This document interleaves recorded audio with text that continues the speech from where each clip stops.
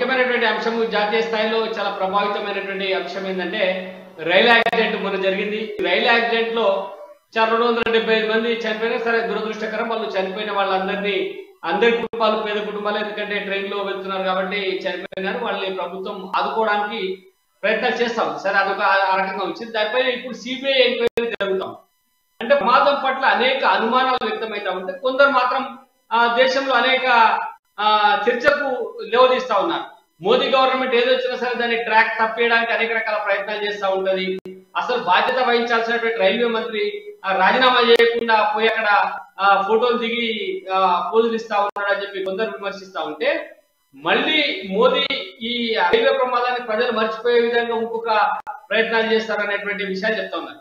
నిజంగా మౌనిక గారు చెప్పండి, రైలు ప్రమాదం పైన ఇది కేంద్ర ప్రభుత్వం కొంత నిర్లక్ష్యం వహించడం వల్ల రైల్వే శాఖలో అనేక లొసులు ఉండడం వల్లనే కరెక్ట్. మనము ఒకసారి ఆ రైల్వే ప్రమాదాన్ని గమనిస్తే అండి, కావాలని లూప్ ని చేంజ్ చేసినట్టుగా అనిపిస్తుంది. ఎదురుగా లూప్ ఖాళీ ఉన్నా కూడా ఆ లూప్ ని పక్కన ఈ గూడ్స్ ట్రైన్ ఉన్న వైపుకు మళ్లించారు. సో దీన్ని చూస్తే అదొకటి. దాని తర్వాత నెక్స్ట్ వచ్చే ట్రైన్ కి వీళ్ళు టైం ఉన్నాక కూడా ఆ నెక్స్ట్ వచ్చే ట్రైన్ ఈ బోగీలు ఆ ట్రాక్ మీద పడి ఆ ట్రైన్, అంటే ఇది ప్లాన్ గా 2 ట్రైన్లను ఇలా చేయాలి, దీని వల్ల మోదీ గవర్నమెంట్ మీద వ్యతిరేకత రావాలి అని చేసినట్టుగా చాలా యాంగిల్స్ లో అనిపిస్తుందండి. ఎంత చూసినా అనిపిస్తుంది. నెక్స్ట్ ఈ టూల్ కిట్స్ కూడా మనం గమనిస్తే 4 రోజులకు ఒకసారి జంతర్ మంతర్ లో ఒక ప్రొటెస్ట్ జరుగుతుంటది.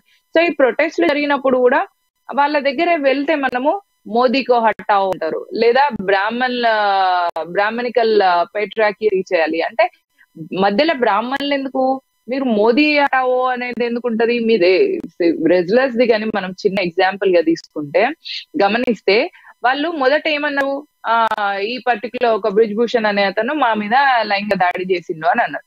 సో మరి వీళ్ళే 2019 లో మీటూ అని పెద్ద మూమెంట్ జరిగిందండి. అందరు మహిళలు ఎవరెవరైతే వాళ్ళని ఎవరి పేర్లో ఎక్స్ప్లాయిట్ అయిందో వాళ్ళ పేర్లను బహిరంగంగా చెప్పండి, భయపడాల్సిన పని లేదు, మీ తప్పు లేదు, వాడు చేసిన తప్పుకి మీరెందుకు గిల్ట్ ఫీల్ కావాలని చెప్పేసి మీటూ మూమెంట్ వచ్చినప్పుడు ఈ రెజ్లర్సే మాకు అట్లాంటిది ఏం జరగలేదు, మా దగ్గరికి ఎవడన్నా వచ్చేస్తే మేము ఇంత రెజ్లర్స్ కుస్తీలు చేసినా బాగా తింటాం, మా దగ్గర బలిసి ఉన్నాం, ఎవరినైనా మేము తన్నేయగమని చెప్పిన ఈ రెజ్లర్స్ అతని మీద ఎట్లా వేస్తున్నారు, సరే వేస్తున్నారు అతని మీద అబాండం వేసిండ్రు అనుకున్నాం.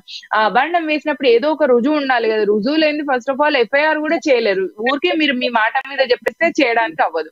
సో ఇట్లా వివిధమైన టూల్ కిట్స్ లలో వీళ్ళ ఎజెండాస్ ఏముంటాయంటే మోదీకో హటావోతో పాటు యాంటీ హిందూ స్లోగన్స్ కూడా ఉంటున్నాయి. అంటే ఇక్కడ ఏదో కాన్స్పిరసీ జరుగుతుందని మనకు క్లియర్ గా అర్థమవుతుంది. సో ఈ కాన్స్పిరసీలో భాగంగా ఎక్కడైతే ప్రజల్లో వ్యతిరేకత తీసుకురావాలి, ప్రజల్లో వ్యతిరేకత రావట్లేదు. ఈ tool kits Jantar Mantar farmer protest కానీ, యాంటీ సిఏ ప్రొటెస్ట్ కానీ, రెజ్లర్ ప్రొటెస్ట్ లో ఎక్కడ కూడా పబ్లిక్ లో ఎలాంటి వ్యతిరేకత రావట్లేదు.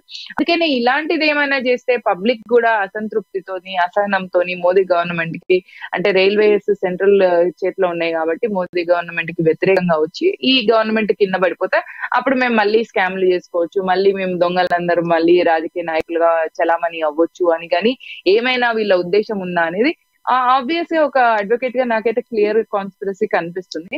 పబ్లిక్ కి కూడా ఇలాంటి ఆలోచించే ధోరణి కూడా తెలుస్తుంది కాబట్టి ఈ ఆలోచన ధోరణిలో పబ్లిక్ కూడా ఆలోచిస్తున్నారు కాబట్టి దీన్ని సిబిఐకి ఎంక్వైరీకి ఇవ్వాల్సిన అవసరం 100% ఉంది. ఎందుకంటే ఒక గవర్నమెంట్ ని దించడం కోసం ఇంతమంది ప్రజల ప్రాణాలు బలి తీసుకోవడానికి కూడా ఈ బ్రేకింగ్ ఇండియా ఫోర్సెస్ రెడీ అయ్యాయి అంటే వీళ్ళు ఇంకా ఏమైనా పెద్ద పెద్దవి కూడా చేయగలరు. సో వీటన్నిటిని అరికట్టాలి అని పెద్ద పనే ఉంది గవర్నమెంట్ కి. అది వాళ్ళు చూసుకోవాల్సిన బాధ్యత ఉంది వాళ్ళకు కూడా.